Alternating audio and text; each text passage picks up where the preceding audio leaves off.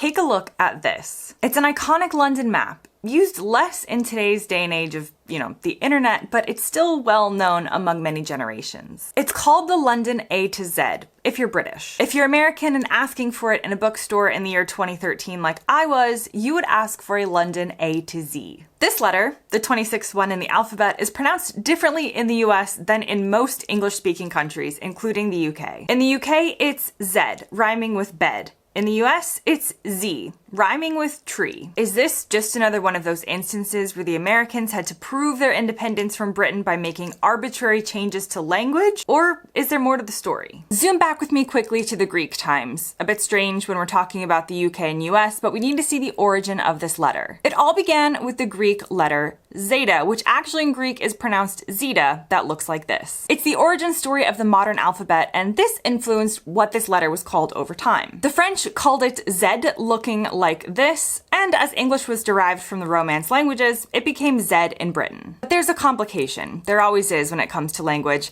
The pronunciation of this letter as Z appears in a book written in 1677 called A New Spelling Book, written by a man named Thomas Lye. Thomas wasn't American, however. This was a British book. He was born, raised, and lived his whole life in Britain. And curiously, research from the colonies showed that actually the pronunciation of Z was used there as well. It was seemingly a regional difference, with Z being more popular in New England and Z being more popular in the South. So to think of it as a purely American versus British difference doesn't accurately reflect the history. It's just that Z fully caught on and took over the US while it got drowned out in Britain. Now, the original use of Z was suggested to have come from an attempt to sort of simplify the pronunciation of the letters to match other pronunciations. So we have B, C, D, E, G, etc., and the pronunciation of Z matches with this. There's no other letters that end in the ed sound. Now, there was no single moment or convention that the colonists held on how to pronounce the alphabet that led America to its current pronunciation. Today, unlike in Canada where Z and Z are both used, the US pronunciation is decidedly Z. It's not regional. Americans will not know what you mean by Z unless they have context or watch British shows or consume other British contents.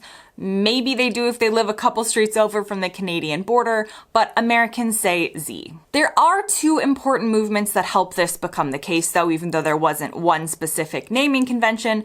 The first was our friend Noah Webster. In his 1828 dictionary, he did make a pretty bold pronunciation proclamation, simply stating at the end of the entry, it is pronounced Z. Now, why he chose this pronunciation likely reflects what he heard around him, but of course the assumption often is that it also has to do with the decision to separate America linguistically from Britain as much as possible. But the sort of nail in the Z coffin in the USA was a man named Charles Bradley. He was a Boston composer and he copyrighted a very famous song, the Alphabet Song. In America, it ends in QRS, TUV, WX, Y, and Z. Now I know my ABCs. Next time, won't you sing with me? This is the classic alphabet song used across the US and in many English-speaking countries, though the versions in countries that do say Z often use a similar version just with Z at the end. It sounds strange to my ears because it feels like it's missing the rhyme at the end,